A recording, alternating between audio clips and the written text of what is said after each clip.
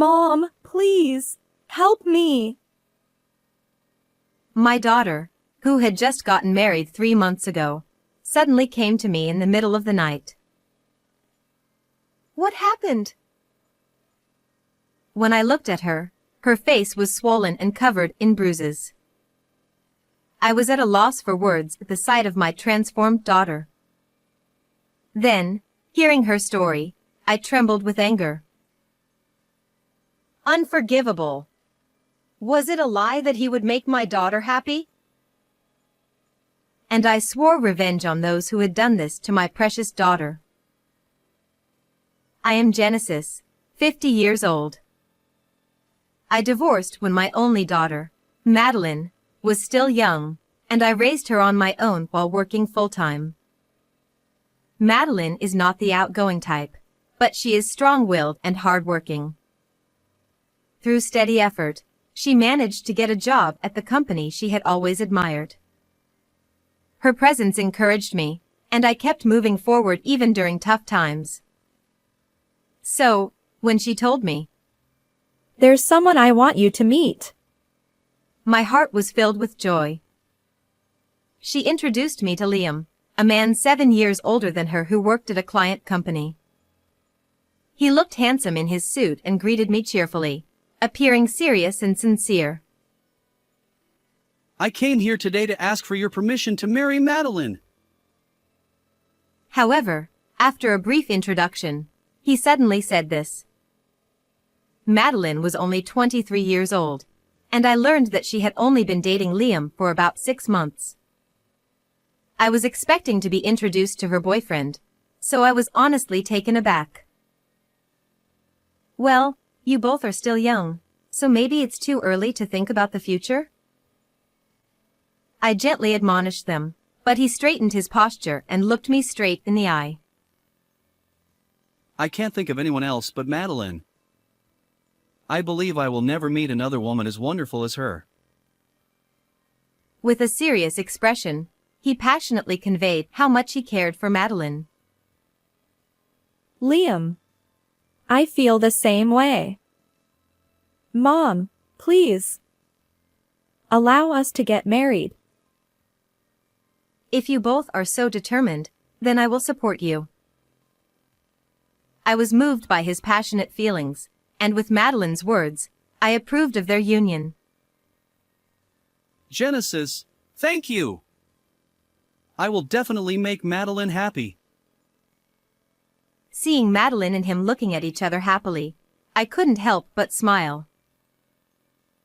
Yet, after Liam left, I couldn't fully rejoice in their marriage, and a feeling of unease arose. Is this really okay? Isn't it too soon for them to get married? But I heard that every parent has mixed feelings when their child gets married, and honestly, I thought Madeline's marriage was still far in the future. Surely, it's just that I wasn't mentally prepared. They looked so happy, so it must be fine. After that, the meeting with Liam's parents went smoothly, and the discussions about the wedding progressed well. Both Liam and Madeline are only children. Liam's parents, James and Caroline, who had always wanted a daughter, seemed to be very fond of Madeline. Madeline said, Mom, I think I'll live with Liam's parents after we get married. While it was nice to be loved, it was actually Liam's parents who suggested living together. Are you sure? I've heard that living with in-laws can be tough.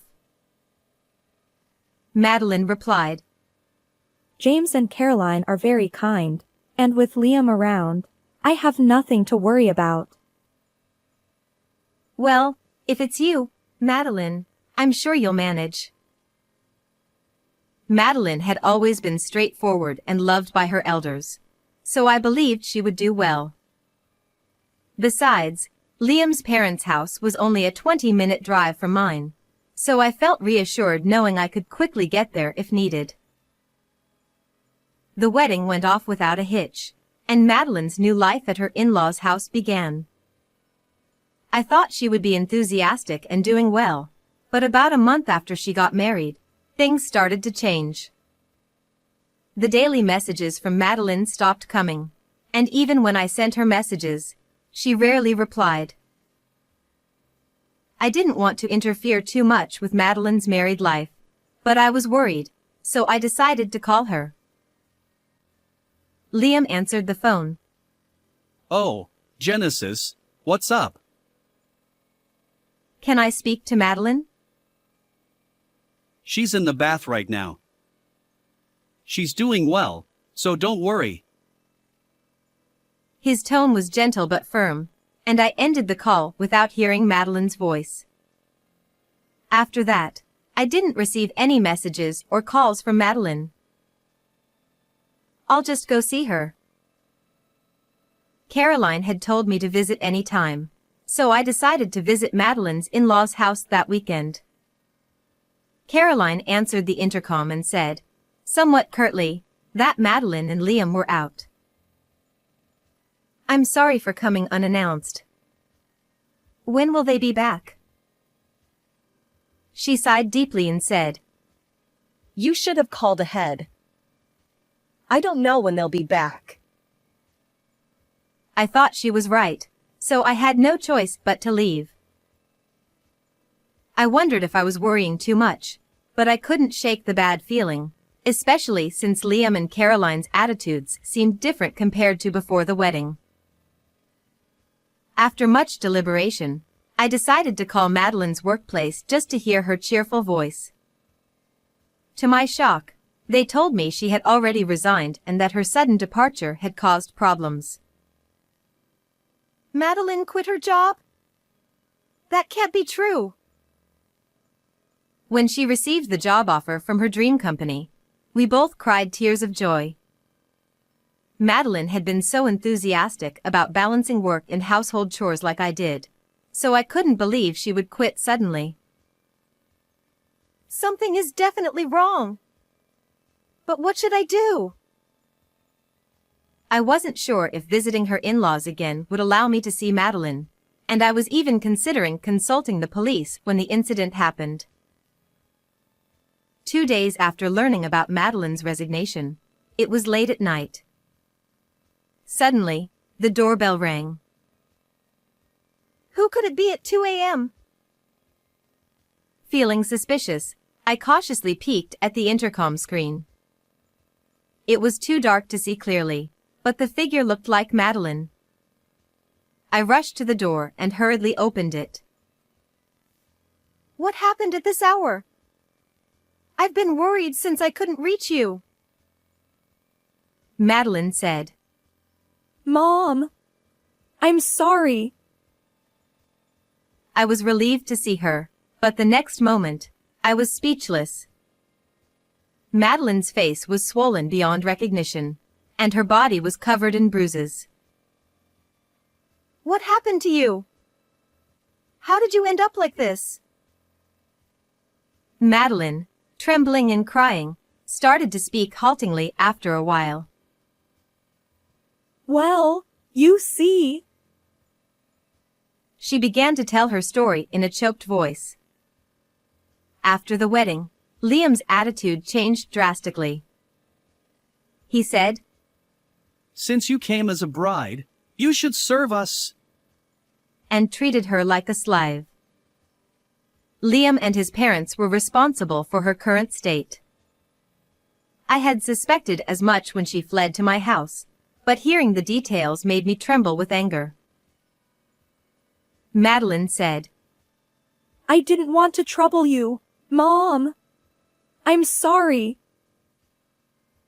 Seeing her sobbing, I felt a surge of desire for revenge against them. I want to make them suffer in hell.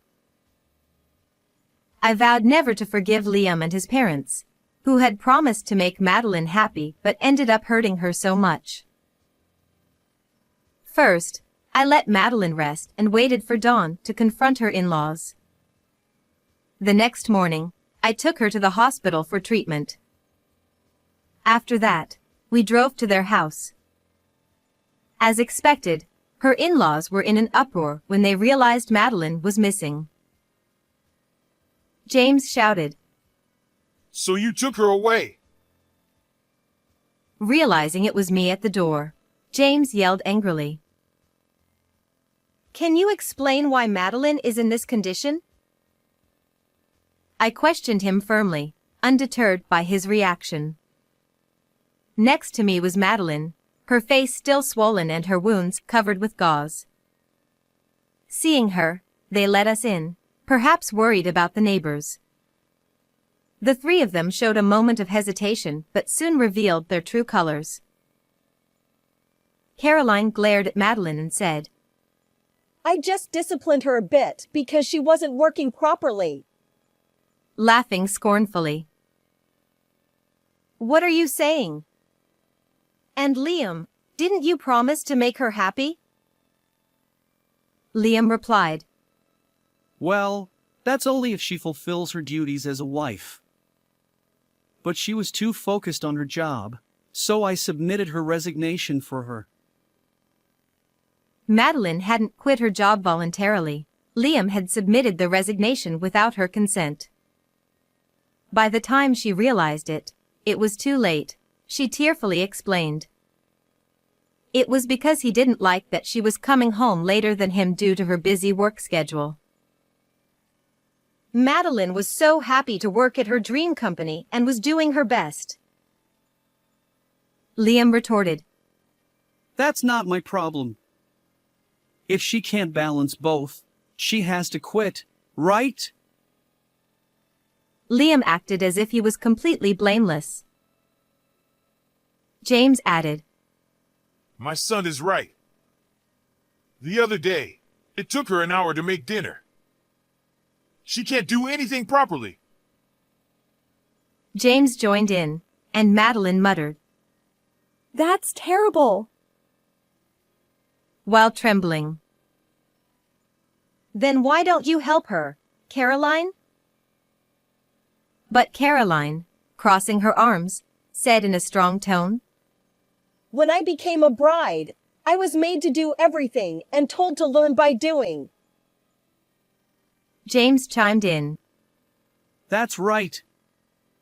It's a generational change. But I was watching over her properly. They looked at each other and nodded in agreement, acting as if they had done nothing wrong. In reality, Caroline had pushed all the housework onto Madeline and did whatever she pleased. James, who had already retired and was at home, constantly monitored Madeline and interfered with everything she did. They even took her phone to prevent her from telling me about it and made sure she couldn't leave the house when I visited. And that wasn't all. Madeline believed that Liam would change and help her someday. Despite enduring the harsh treatment, the abuse from her in-laws only escalated. They made her eat leftovers and bathe in cold water, saying it was a waste of electricity. When Madeline couldn't take it anymore and complained that it was wrong, it led to the visible injuries on her body. Liam slapped her hard, calling her insolent. Caroline suggested re-educating her, and they took turns beating her with a mop. Finally, when she was released, Madeline felt her life was in danger. She waited until the three of them were asleep, then fled the house. She walked for over an hour and came to my house, barely escaping with her life. Before the marriage, you treated Madeline with care. Why have you changed so much? I can't understand, I demanded forcefully. The three of them exchanged glances and smirked. Liam said, From the beginning, I just wanted a wife who would obey me. I thought Madeline would make a good servant. Liam said this nonchalantly, and Caroline sighed. She was really a disappointment. James added, Well, maybe she's learned her lesson from this. We could give her another chance, couldn't we? At James' outrageous suggestion, they all burst into laughter. Madeline said. Enough! I can't forgive you anymore. Before I could respond, Madeline glared at the three of them and spoke out, her body trembling with anger. Liam, enraged, said, How dare you speak to us like that? and tried to grab Madeline. I quickly restrained him, pinning him to the floor so he couldn't move. Liam struggled, and his parents were stunned by my swift action. I never mentioned it, but I was almost an Olympic wrestler in my youth. I had to give it up due to an injury, I said, tightening my grip on Liam. Liam cried out. Ow! Ow! Let me go! He flailed his arms and legs, tears in his eyes. When I loosened my grip, he collapsed weakly to the floor. Pathetic. Now, who's next?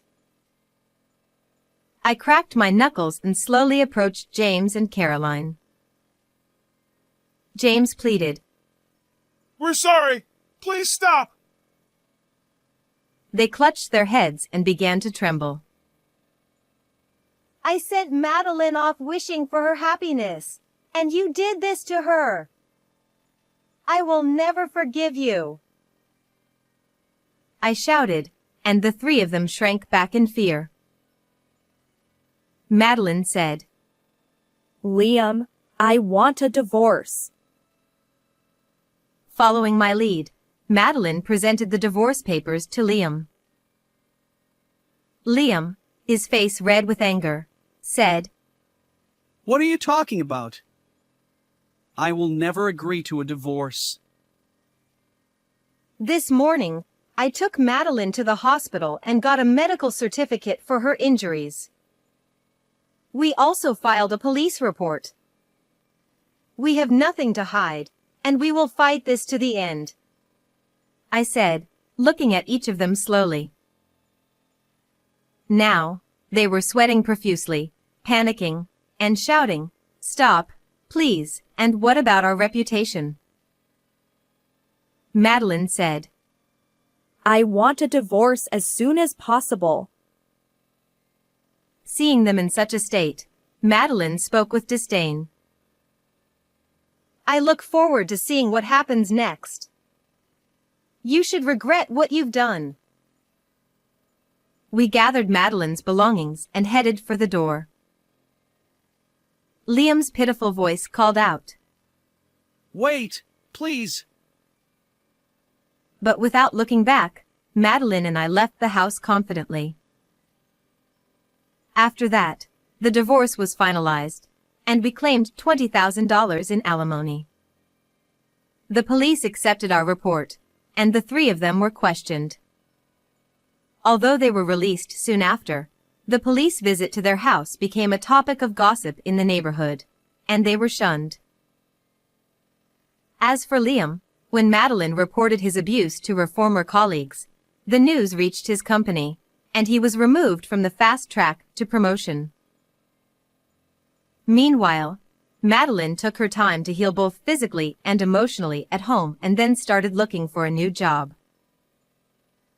As for me, my life is just beginning. I have started training to become a wrestling coach. How did you like this story?